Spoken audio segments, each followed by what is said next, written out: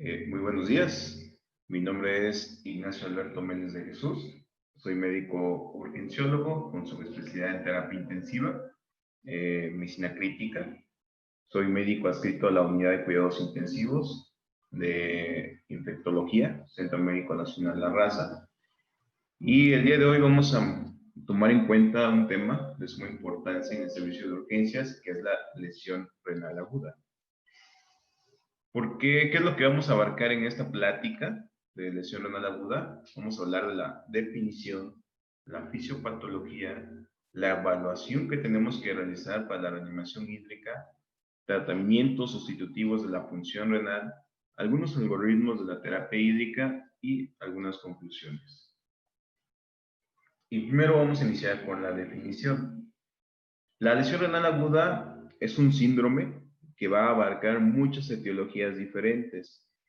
En sí, la lesión renal aguda es el resultado que precede a una entidad de un paciente que se encuentra en un estado de choque, por ejemplo, un choque hipovolémico, un choque cardiogénico, un paciente que previamente tiene una entidad y que secundaria a esa entidad, a esa enfermedad que está padeciendo, puede evolucionar hacia una lesión renal aguda, siempre y cuando tenga ciertas condiciones.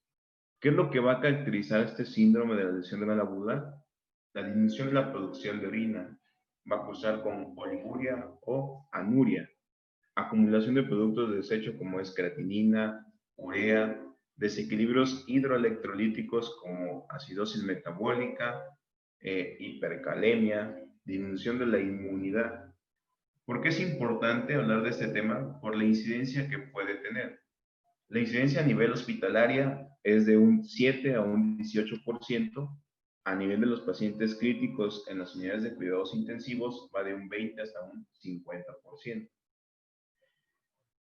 Si hablamos de la definición en el tiempo, la lesión renal aguda va del día 0 hasta el día 7. Del día 7 a los primeros 3 meses, 90 días, aquí hay otra condición que se llama enfermedad renal aguda. Una enfermedad renal aguda es la que se presenta del día 7 al día 90, con un filtrado glomerular mayor de 60 mililitros minuto. Y posteriormente viene la enfermedad renal crónica, que va de los 90 días en adelante con un filtrado glomerular menor a 60 mililitros minuto. Es importante diferenciar esto. Lesión renal aguda, primeros 7 días, enfermedad renal aguda de 7 a 90 días y más de 90 días con la disminución del filtrado glomerular a menos de 60 mililitros, enfermedad renal crónica. En sí, la lesión renal aguda, ¿cómo se realiza el diagnóstico? Tenemos que el diagnóstico se va a realizar cuando hay un incremento de la creatinina arriba de 0.3 miligramos por decilitro en 48 horas o un aumento de 1.5 a 1.9 veces de la basal o una disminución de la orina menor a 0.5 mililitros kilogramo por 6 a 12 horas. Y esto en un periodo, la lesión renal aguda, como les comenté, de 7 días. ¿Ok? La lesión renal aguda tiene sus estadios 1, 2 y 3. El primero, que es el que ya mencionamos, pero que abarca la disminución de la uresis menor a 0.5 mililitros kilogramo por 6 a 12 horas. El estadio 2, que va con un incremento de la creatinina basal de 2 a 2.9 veces de la basal o una disminución de la uresis menor a 0.5 mililitros kilogramo por más de 12 horas. El estadio 3, un incremento de más de 3 veces de la basal de la creatinina o una creatinina arriba de 4 miligramos por decilitro. Cuando un paciente ya está en un estadio 3, es indicación para terapia de reemplazo renal, acompañado con una disminución de la producción de orina a menos de 0.3 mililitros kilogramo por más de 24 horas o anuria por 12 horas. Es importante saber la fisiopatología de la lesión renal aguda y la podemos dividir esta fisiopatología en 3 grandes grupos. La lesión renal aguda prerrenal, parenquimatosa y postrenal. La prerrenal tiene que ver con disminución del gasto cardíaco, de ese flujo sanguíneo. ¿Por qué? Porque el riñón requiere en un promedio de un 20 a un 25% del gasto cardíaco para mantener un adecuado filtrado glomerular y una adecuada perfusión glomerular. La disminución de este gasto cardíaco, que puede ser por un choque hipovolémico, hemorrágico, una deshidratación, nos va a conllevar a una lesión renal aguda. Otras condiciones que nos pueden llevar a la lesión renal aguda es la obstrucción de las arterias renales o un incremento de la presión intraabdominal. Uno de los ejemplos de este incremento de la presión intraabdominal son las pancreatitis. Un paciente que cursa con pancreatitis e inicia con un incremento de la presión intraabdominal mayor de 12 milímetros de mercurio, cuando avanza el historial natural de la enfermedad y llega a presentar un síndrome compartimental abdominal con una presión intraabdominal a una literatura lo marcan entre 20 a 25 milímetros de mercurio, asociado con alguna falla orgánica, la principal es lesión renal aguda.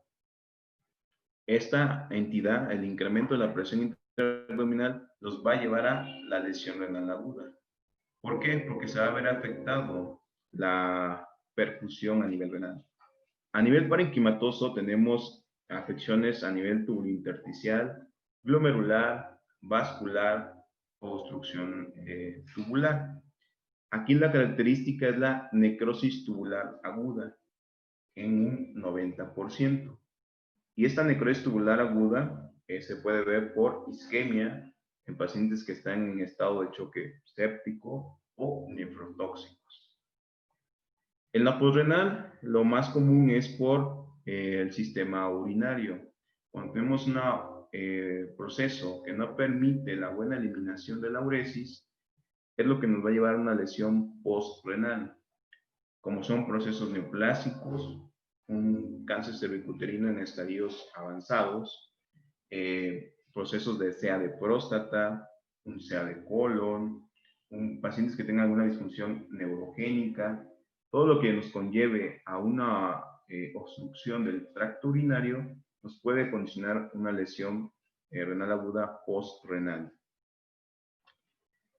Algo característico que tenemos en el servicio de urgencias y que nos llega muy común son los estados sépticos, el choque séptico principalmente. Estos tipos de pacientes, ¿por qué evolucionan hacia lesión renal aguda? Bueno, porque tenemos factores que van a precipitar a esta lesión renal aguda. Debemos recordar que el choque séptico se va a caracterizar por tener resistencias vasculares disminuidas, va a tener vasodilatación. Esa vasodilatación nos va a producir una hipoperfusión tisular, con una disminución de la presión arterial media, lo que va a tener un impacto en la disminución de la presión de la filtración neta, disminución de la presión hidrostática a nivel capilar glomerular. Esto nos va a llevar a una disminución del filtrado glomerular y esta disminución se va a caracterizar o se va a reportar con la oliguria o anuria que va a presentar el paciente. Por otro lado, si este choque séptico es por bacterias, esos PAMs y los DAMs que se producen, especialmente los PAMs de las bacterias, es el lipopolisacárido, si son una gran negativa, o ese ácido lipoteicoico, que es un gran positivo, es lo que nos va a estimular o nos va a producir las interleucinas. Interleucina 1, interleucina 8, factor de necrosis tumoral alfa, especies reactivas de oxígeno, que todas estas lo que nos van a producir es una lesión a nivel celular, la pérdida de nuestra estructura celular. Y esta pérdida de esta estructura celular, este estrés, esta lesión a nivel tubular, nos va a producir una apoptosis celular. Y todo esto nos va a conllevar hacia un edema, hacia una pérdida celular y hacia la lesión renal aguda. Entonces, cuando tenemos esa condición en el servicio de urgencias de que el paciente está con oliguria es menos de 0.4 mililitros kilo hora, o anuria nuestro paciente, en el servicio de urgencias nos tenemos que hacer ciertas preguntas. La primera es, ¿el paciente está cursando con lesión renal aguda? ¿Sí o no? Si su respuesta es sí, debe de identificar en qué estadio se encuentra su paciente. Si es un estadio 1, 2 o 3. Y si su paciente requiere reanimación hídrica, ¿en qué fase del estadio de reanimación se encuentra? Recuerden que cuando llega su paciente en estado de choque y una de las ventanas que nos orienta a saber que nuestro paciente está hipoperfundido es la producción de orina. Tenemos ciertas ventanas, que es lo neurológico, llenado capilar, la uresis. Si alguna de ellas está afectado es porque nuestro flujo sanguíneo no es lo suficiente. Entonces tenemos que identificar en dónde se encuentra nuestro paciente. Una vez que sepamos que sí, está cursando con la lesión renal aguda, que sí se encuentra en una fase de reanimación del estado de choque, tenemos que identificar si le falta precarga al paciente. Y para eso tenemos diferentes herramientas que vamos a ver. ¿Por qué es importante identificar todo esto? Porque normalmente lo que hacemos en el servicio de urgencias es reanimar a los pacientes, pasarles 500 mililitros, 1 litro, litro y medio a los pacientes.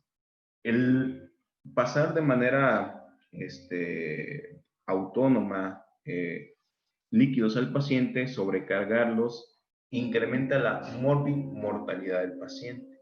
¿Por qué? Porque incrementamos el líquido a nivel intersticial en los órganos y esto produce disfunción a nivel hepática, renal, respiratoria y cardíaca. E incluso se ha encontrado que una presión venosa central mayor de 8 milímetros de mercurio disminuye el flujo microcirculatorio, así como el flujo sanguíneo renal. Entonces, es importante tener nuestras metas de reanimación para evitar todo esto. Por lo que la presión venosa central, que es una de las metas que podemos tener, debe estar entre 8 a 12 milímetros de mercurio. ¿Para qué? Para evitar lesionar más un aparato muy importante que es el glucocáliz. El glucocáliz, que es la parte a nivel de nuestra membrana celular que nos permite mantener una permeabilidad vascular, una interacción de las paredes de los vasos, la respuesta inflamatoria, coagulación y fibrinolisis.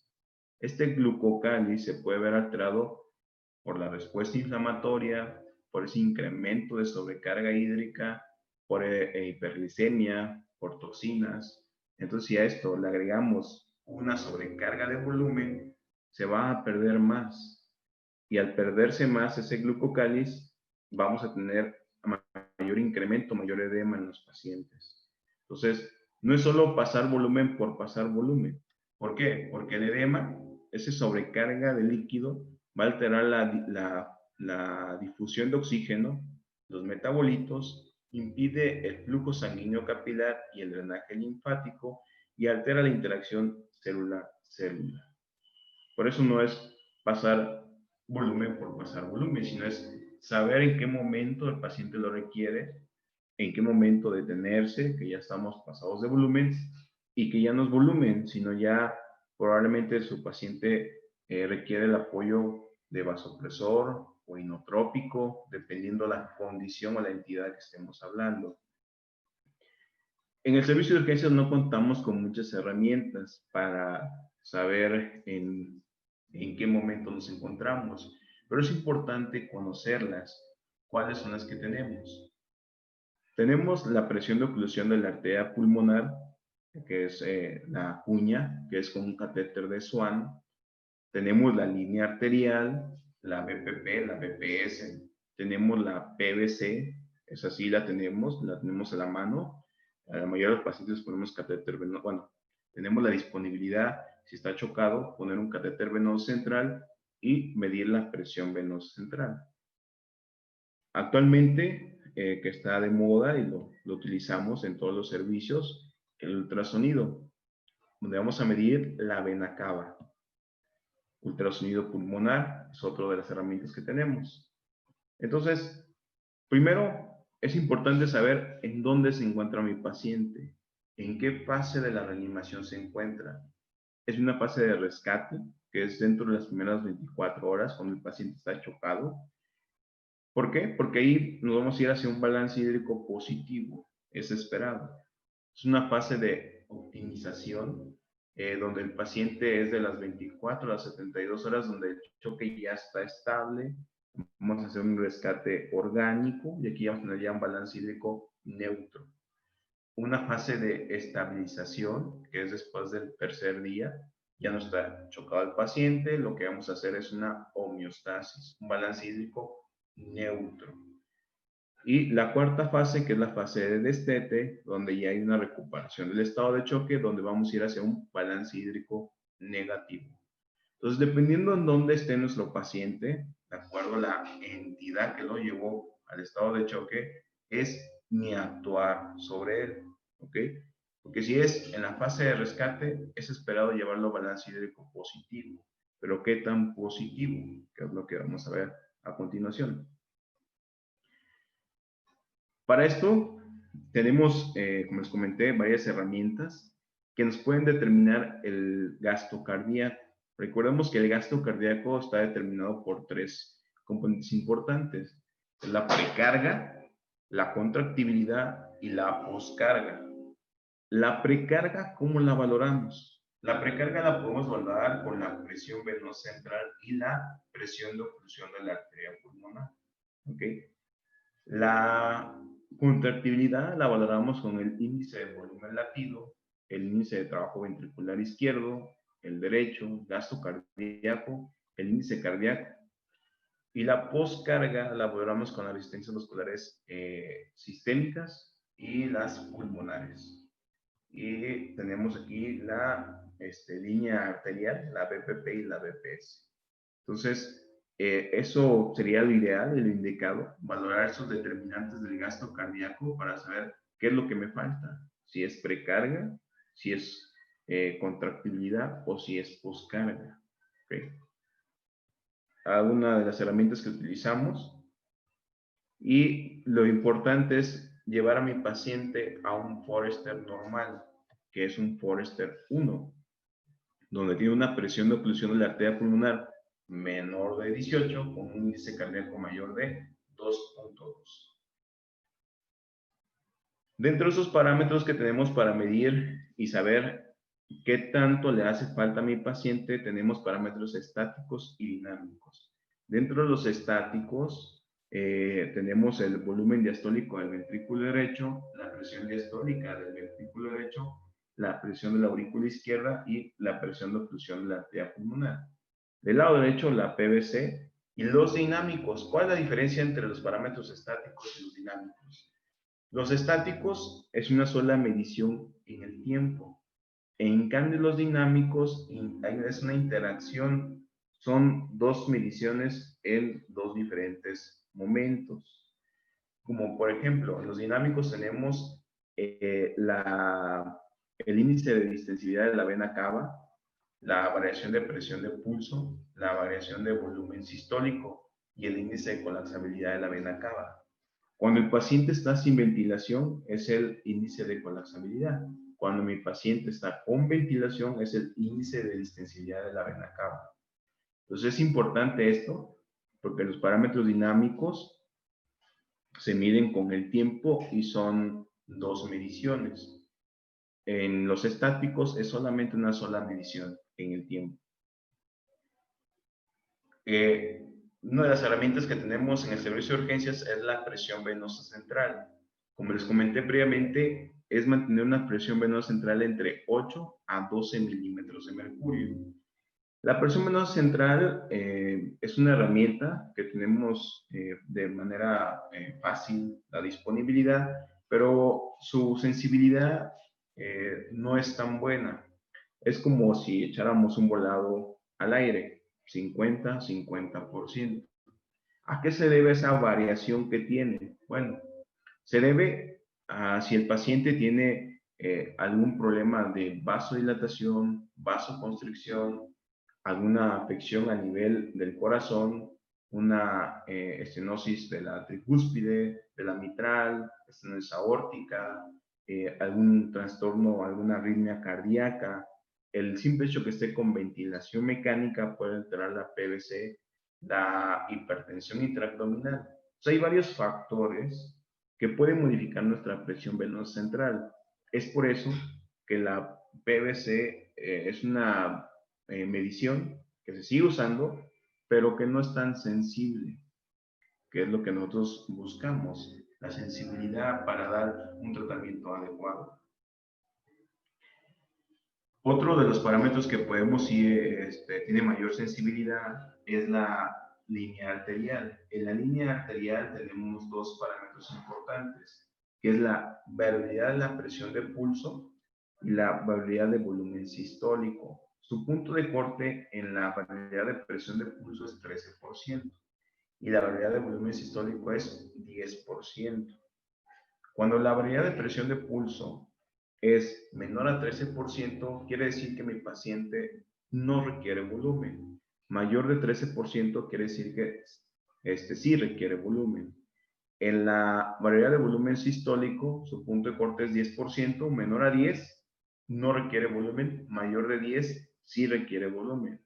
Algo importante es que para que tenga mayor sensibilidad mis índices de variabilidad de presión de pulso y variabilidad de volumen sistólico, el paciente tiene que estar bajo sedación, con ventilación mecánica, para que tenga mayor sensibilidad.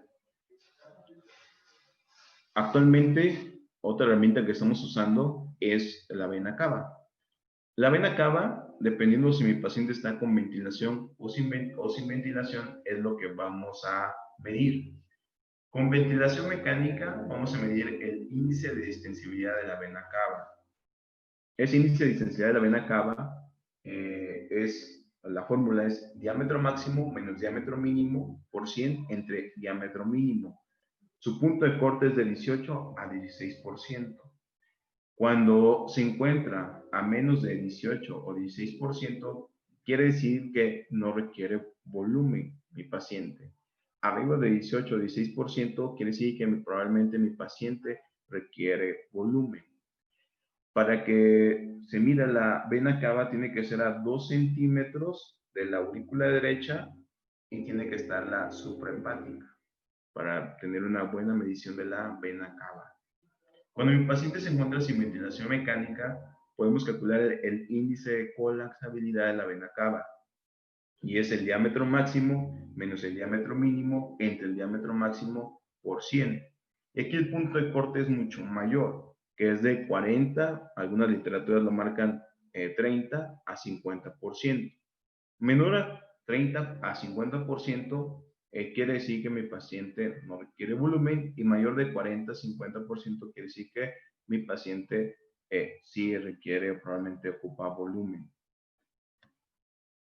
Otro es el ultrasonido pulmonar, valorar las áreas pulmonares y determinar qué patrón tienen. Si es un patrón A, que como sabemos el patrón A son líneas horizontales, perpendiculares a la pleura y que tienen la misma distancia una de la otra.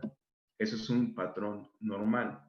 Si tenemos un patrón B, como el que vemos aquí en esta imagen, son líneas longitudinales, ¿ok?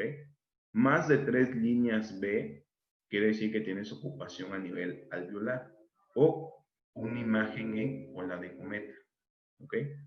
Aquí quiere decir que ya tiene ocupación alveolar mi paciente y aquí quiere decir que aún no tiene ocupación alveolar. Tenemos que evitar llegar a esta imagen a nivel pulmonar. Otro parámetro que utilizamos, y eso también se puede realizar en el servicio de urgencias, es el delta de CO2. Esa diferencia entre el CO2 venoso menos el CO2 arterial. Esa diferencia me permite saber si el paciente requiere o no volumen. El delta de CO2 se estudió, o donde mayores estudios tiene, es en pacientes postoperados de cirugía cardíaca. Ahí se dieron cuenta que los pacientes que tenían un delta de CO2 que era mayor de 6 era porque le hacía falta volumen al paciente. Y menor de 6, que estaban bien, no les hacía falta volumen. Pero ¿por qué se hace esa diferencia entre el CO2 venoso y arterial? Bueno, recordando un poco de fisiología, recuerden que cuando el paciente se encuentra o está sangrando y se va a encontrar en un estado anaeróbico por la pérdida de sangre, ese estado anaeróbico nos va a producir acidosis, nos va a producir hidrogeniones. Esos hidrogeniones a nivel de renal van a llegar y se van a unir con el bicarbonato y al formarse van a formar ácido carbónico. Y el ácido carbónico va a actuar con la anhidrasa carbónica y nos va a producir CO2 y agua. Ese CO2 es el que se va a ir a la circulación y es el que va a hacer la diferencia veno-arterial de CO2, ese delta de CO2. Entonces, lo único que ocupamos es una gasometría arterial y una gasometría venosa central. Si tenemos un delta de CO2 mayor de 6, nuestro paciente probablemente le falta volumen. Menor de 6 quiere decir que no le hace falta volumen. Entonces, aquí tenemos nuestros parámetros, ¿ok? Y supongamos, tenemos un paciente en el servicio de urgencias. Ese paciente se encuentra con llenado capilar lento, está con oliguria, está hipotenso, ¿ok? El paciente está con ventilación mecánica y está bajo sedación. Al ustedes encontrar que está oligúrico, hipotenso, llenado capilar, pues inmediatamente lo que ustedes creen es que le falta volumen, ¿no? Entonces, le falta volumen o su riñón ya está en lesión renal aguda y o requiere, ya está bien reanimado y requiere diurético. Entonces, ¿qué es lo que ustedes van a hacer para determinar qué es lo que le falta? Si es volumen, si ya está bien precargado o es diurético. Bueno, para eso vamos a utilizar las herramientas que les acabo de comentar. Si mi paciente tiene en ese contexto que está hipotenso, oligúrico, llenado capilar lento, tiene una presión venosa central menor a 8,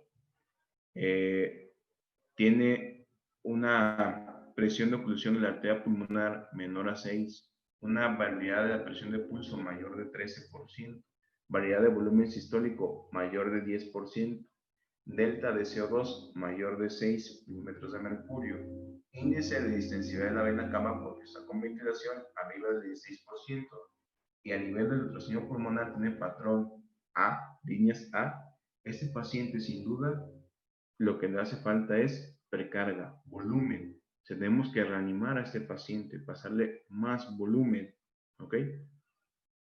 Pero si mi paciente ya tiene una presión venosa central mayor de 12, una presión de oclusión, lo normal es de 6 a 12 milímetros de mercurio. De hecho, el punto de corte, algunas literaturas lo ponen en 18, pero que esté mayor a 12, con una variabilidad de presión de pulso en mi línea arterial menor a 9%, una variabilidad de volumen sistólico menor a 10%, con una diferencia veno-arterial de CO2 menor a 6, el índice de distensividad de la vena cava menor a 16% y con un patrón B a nivel pulmonar, mi paciente ya no requiere volumen, mi paciente ya está bien precargado, bien reanimado.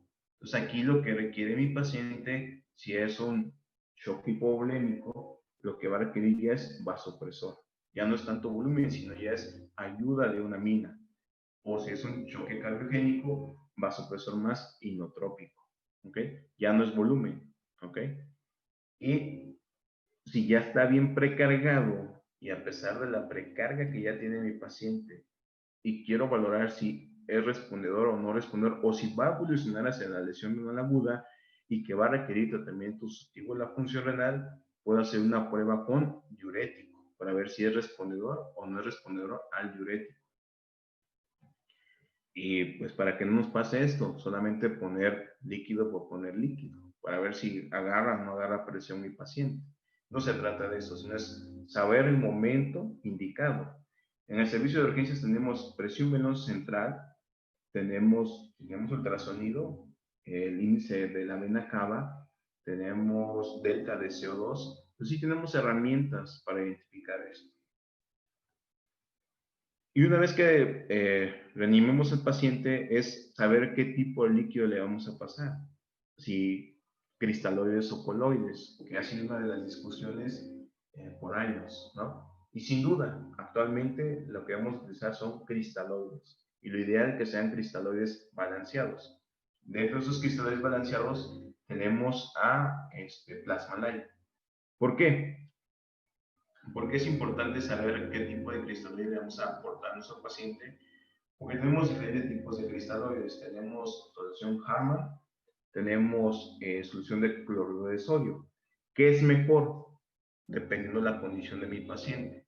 Algo importante que debemos tomar en cuenta en reanimar a nuestro paciente es la diferencia de iones fuertes.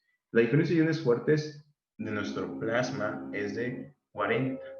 ¿Ok? Este 40 nos permite tener un pH entre 7.35 a 7.45. La diferencia de iones fuertes de la solución de cloruro de sodio al 0.9% es de 0, porque tiene 154 miliequivalentes de sodio menos 154 miliequivalentes de cloro. Entonces, de 0.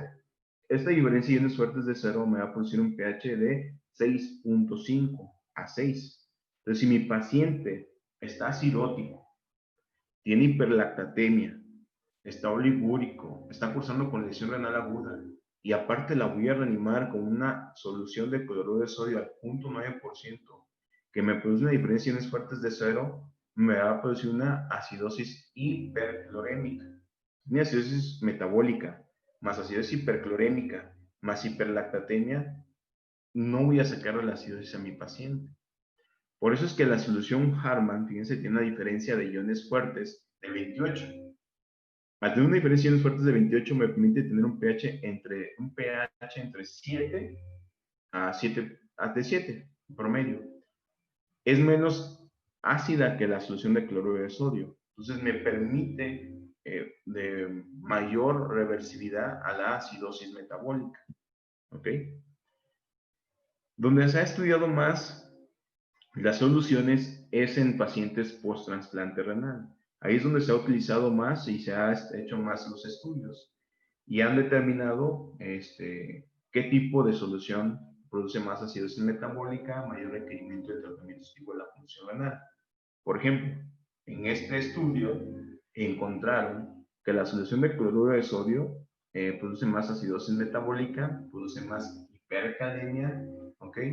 A diferencia de la solución renal lactato, que no produce tanta acidosis metabólica, a diferencia de la solución de cloruro de sodio. Aquí está otro estudio, ¿ok? Y al final es esto, saber qué me produce una y qué me produce la otra.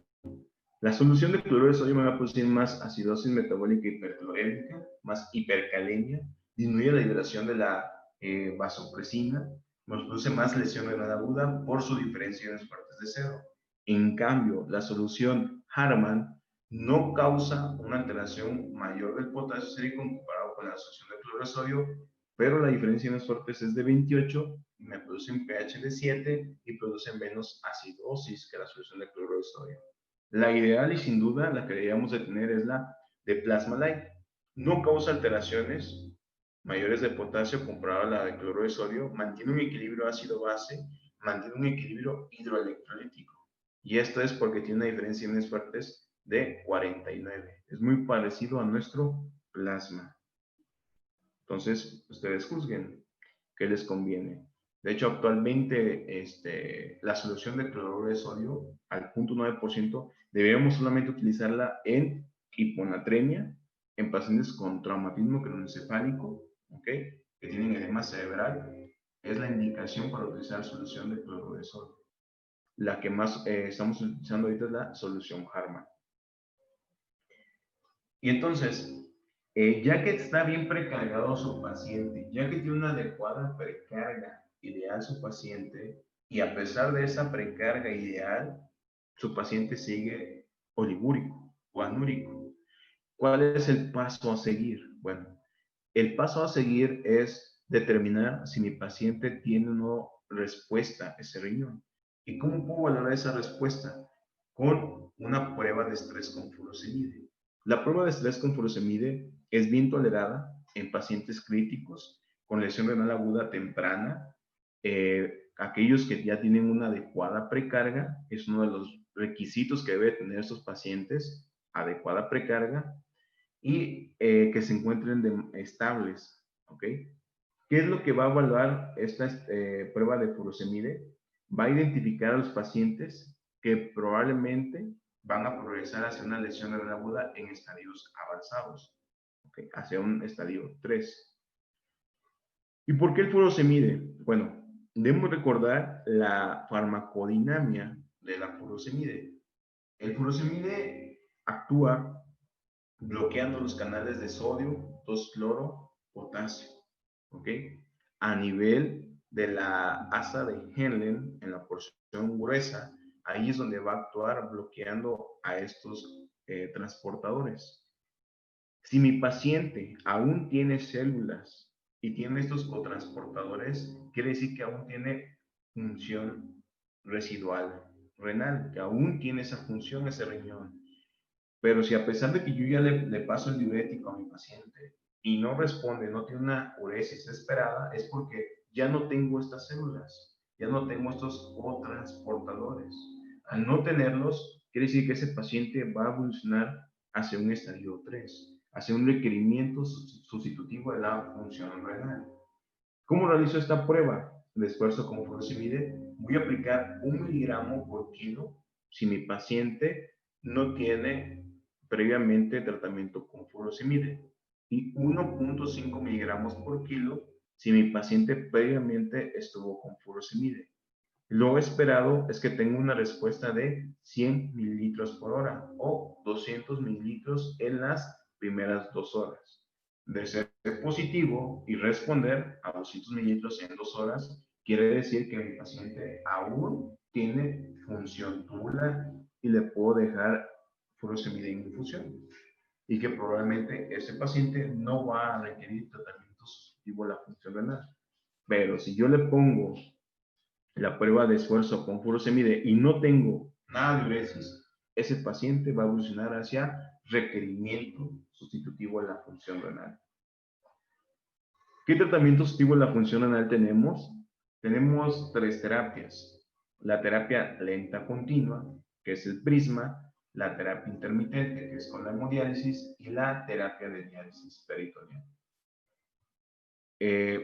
Para esto, darle el tratamiento a la función renal debe tener ciertos criterios, que son criterios para el diálisis en agudo.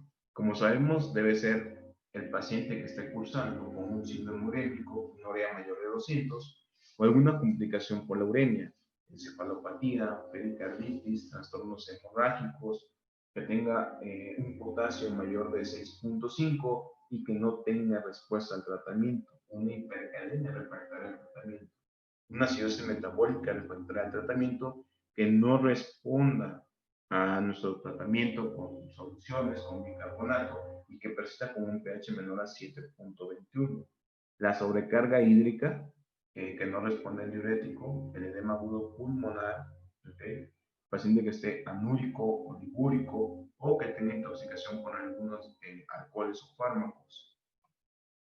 De tener esos criterios, debemos determinar qué terapia le vamos a ofrecer a mi paciente. Si va a ser una terapia lenta continua o si va a ser una terapia intermitente. ¿En qué va a llevar una o la otra? Bueno, va a depender de mi estado hemodinámico de mi paciente.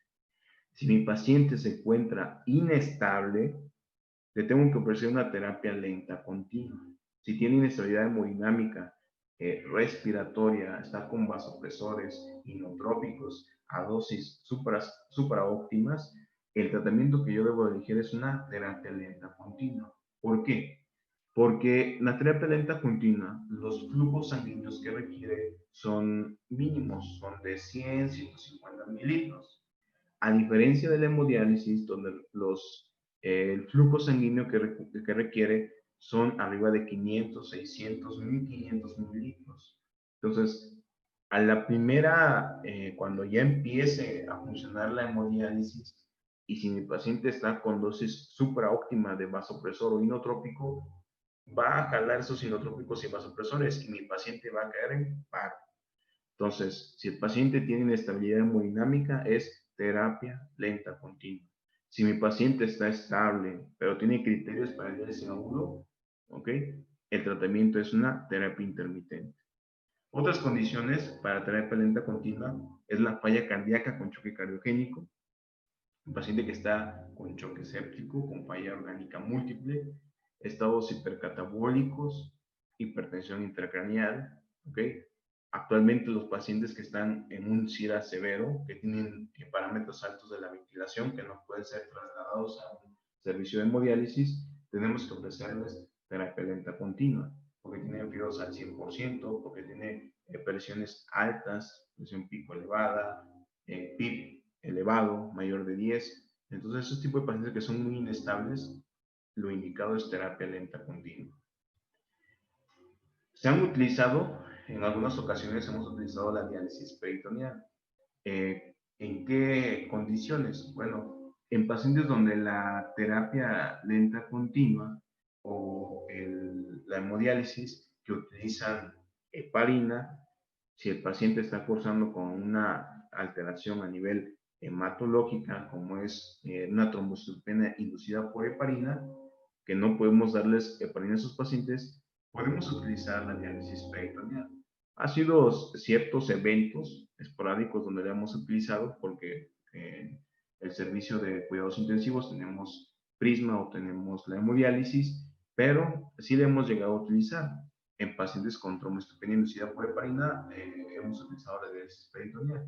En el servicio de urgencias también hemos utilizado la diálisis peritoneal en ciertos pacientes, pero principalmente en pacientes con enfermedad renal crónica.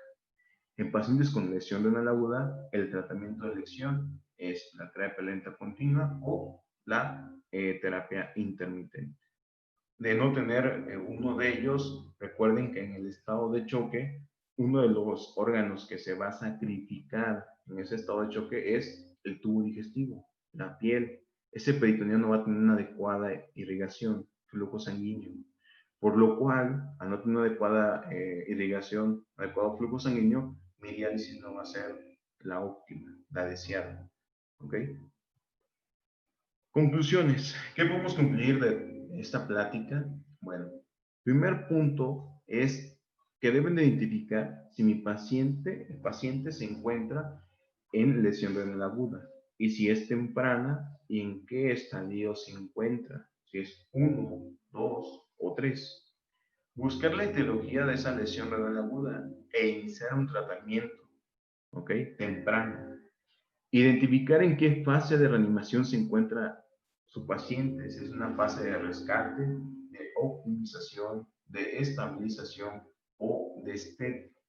Porque de acuerdo en qué fase se encuentra su paciente es su actuar. Si es rescate, van a estar en balance hídrico positivo, no hay problema, ¿ok? Pero si ya es estabilización o destete, es balance hídrico neutro a negativo. Entonces es importante identificar dónde está su paciente. Preguntarse siempre si su paciente tiene una adecuada precarga con las herramientas que les acabo de comentar. En el servicio de urgencias tenemos el catéter venoso central, podemos medir PVC, podemos medir delta de CO2. Si tienen ultrasonido, pueden hacer ultrasonido pulmonar, vena cava. Tienen 4 herramientas. Y si tienen la disponibilidad de una línea arterial, ya podrían contar con 5 herramientas. Si a pesar de su adecuada precarga no responde y sigue oligúrico o manúrico su paciente, realicen una prueba de esfuerzo con furosemide y determinen si el paciente va a responder o va a requerir algún tratamiento sustitutivo de la función renal. Y siempre pregúntense, ¿mi paciente tiene indicación para tratamiento sustitutivo de la función renal? ¿Tiene criterios para el diálisis agudo? Sí o no, los que mencionamos previamente. ¿Y de qué va a depender esa terapia si lleva la función renal? Que si vamos a terapia lenta continua, prisma, o terapia intermitente, hemodiálisis, va a depender del estado hemodinámico de mi paciente. Si está inestable, va a ser prisma. Si está estable a nivel hemodinámico, le vamos a dar terapia intermitente, hemodiálisis.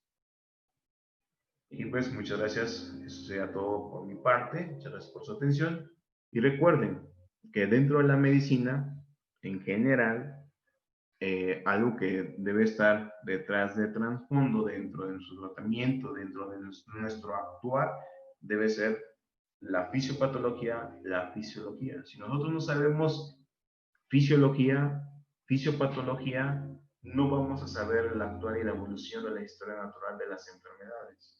Entonces es importante no olvidar las bases de la fisiología y la fisiopatología para dar un adecuado tratamiento a nuestros pacientes, tanto en urgencias como en piso, como en medicina crítica, en cualquier ámbito debemos tener las bases fundamentales de la fisiología y la fisiopatología. Muchas gracias, es un gusto. Les dejo mi correo electrónico.